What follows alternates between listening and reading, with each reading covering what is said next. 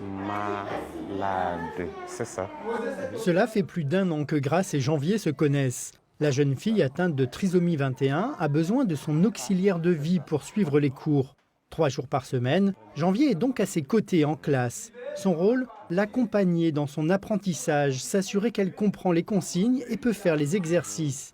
Et au besoin, il adapte les méthodes, comme pour le calcul avec ses petits cailloux. C'est ça. Le concret marche beaucoup plus avec elle que l'abstrait. Et même quand on fait par exemple le cours de français, souvent on est obligé d'utiliser des images. Parce que si vous parlez comme ça, quelquefois c'est difficile de comprendre, de cerner ce que vous voulez lui dire comme message. Et quand elle n'arrive pas à vous suivre, à vous comprendre, elle se fâche. Parce qu'elle ne comprend pas ce que vous dites. Oui, tu as bien fait. Entre Grace et Janvier, il existe beaucoup de complicité. C'est l'une des clés de la réussite de cet accompagnement et Janvier a ses techniques. Quand je viens chaque matin, il faut que je la taquine d'abord. Grace, comment est-ce que tu vas à la maison? Comment est-ce que le week-end s'est passé? La nuit, tout. Pour la mettre vraiment à l'aise dans sa peau, pour qu'elle puisse bien apprendre. Sinon, si elle n'est pas dans cette disposition, ce serait un peu compliqué. Si à 9 ans, Grace n'est encore qu'en classe de CP, son accompagnement par un AVS lui a déjà permis de faire d'importants progrès. En quelques mois de suivi, elle a appris à déchiffrer des mots et à faire des additions simples. Très bien, bravo Grace. Parmi tant d'autres camarades de classe, elle aussi, elle gagne très bien. Ça la réconforte. C'est très bien, j'ai fait la même chose ou bien aussi bien que les autres. Donc, c'est parfait.